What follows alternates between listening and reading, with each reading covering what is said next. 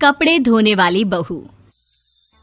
शादी के पहले से ही विभा को कपड़े धोने का बड़ा शौक था। कभी नल के नीचे तो कभी तालाब के पास। अरे मेरी नीली वाली लुंगी नहीं दिख रही है। विभा की अम्मा, कहाँ रखी है लुंगी? अरे वो तो विभा ने परसों ही धोकर रखी थी आपकी अलमारी में, देखो वहीं होगी।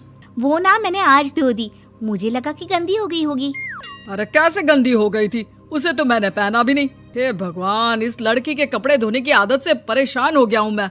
जितना तो घर में राशन नहीं आता, उससे कहीं ज्यादा डिटर्जेंट पाउडर का खर्चा है। इसकी शादी करवा दो, शादी जाए अपने घर में ही करे काम, फिर चाहे घर के कपड़े धोने हो या पूरे गांव के। हाँ ठीक बोल रही हूँ, देखता हूँ मैं कोई लड़का। वो दिन भी आ जाता है जब विभा को देखने लड़के वाले आ जाते हैं। लड़की मुझे अच्छी लगी। होने वाली सास कहती है, बेटी अगर कुछ पूछना है तो पूछ लो।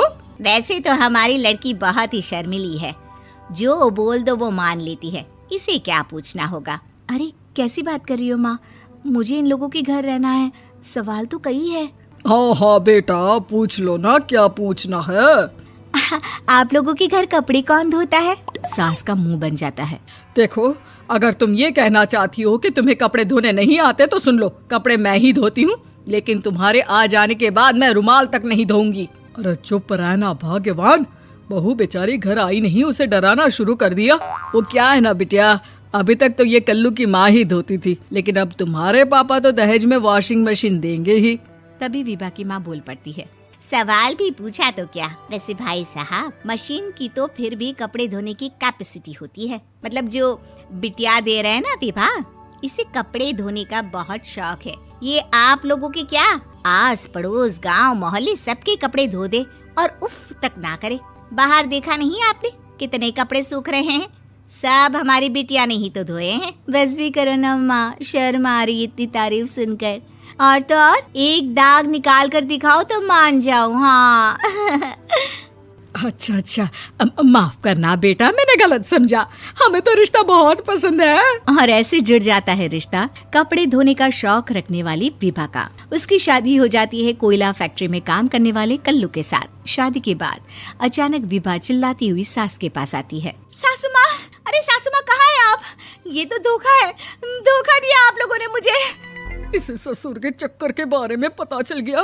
अरे तो उसमें तुझे क्यों धोखा मिला है? अरे नल में पानी नहीं आता, कपड़े कैसे कब धुलेंगे? अच्छा, तू पानी नहीं आ रहा उसकी बात कर रही है। तो आपने क्या सोचा? कुछ नहीं। अच्छा, तेरी माँ ने कहा था कि कपड़े धोने का शौक है तुझे, याद आया मुझे। शौक बोलकर कपड़े धोने वाले मेरे जुनून को कम ना आके सासू माँ, कपड़ा धोना मेरा गुरूर है। तभी पति भी वहाँ आ जाता है। अभी मैंने इसे सनी देओल की फिल्म दिखाई है, उसी के डायलॉग मार रही है माँ। अच्छा सुन, साफ साफ बता रही हूँ, पानी सुबह 4 से 6 और शाम को 10 से 12 आता है, समझी? विभा टाइमिंग सुनकर हैरान हो जाती है। ये क्या भूतों का मोहल्ला है? सुबह 4 बजे उठकर कौन कपड़े धोता है? 4 बजे टंकी में पानी जाता है, फिर सारा दिन धोना ना, किसने मना किया?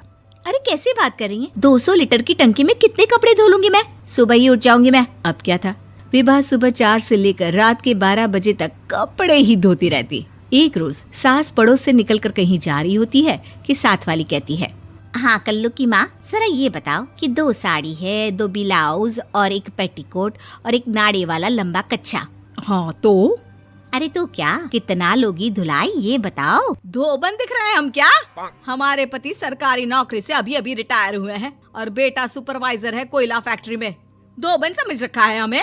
हाय रे कल्लू की अम्मा, माफ कर दो, वो तो मोहल्ले में यही सब बता रहे थे कि तुमने बहू को कपड़ा धुलवाने के काम में लगा दिया है। सास को पड़ोसन की बात सुनकर गुस्सा आ जाता है। वो घर पहुंचती है जहां घर के बाहर ही इतने सारे कपड़े सूख रहे होते हैं जितने कि किसी धोबन के घर पर। अरे ओ कल्लू की दुल्हन, बाहर निकल।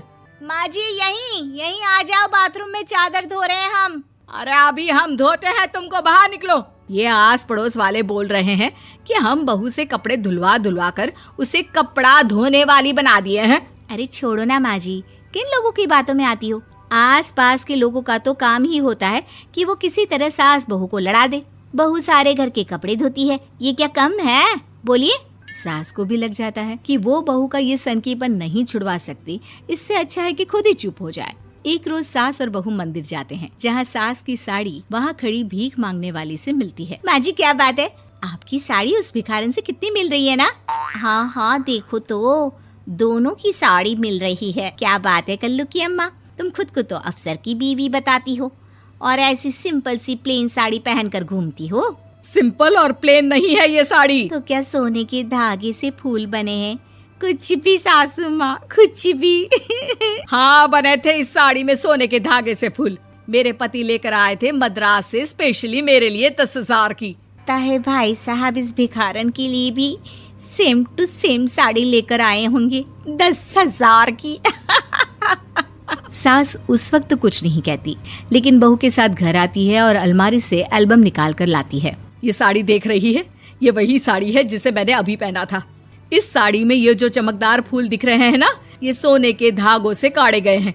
लेकिन तू लोकल वॉशिंग मशीन ब्रश से घिस घिस कर सारे फूलों को निकाल कर साड़ी प्लेन कर दी। मुझे माफ कर दीजिए सासू माँ। और तो और, जब मैंने तुझे तेरी गलती के लिए कुछ नहीं कहा, लेकिन तूने तो सबके सामने मेरा मजाक ही बना दिया। क्यों? बहू को समझ में आ जाता है कि अब से उसका कपड़े धोना बंद।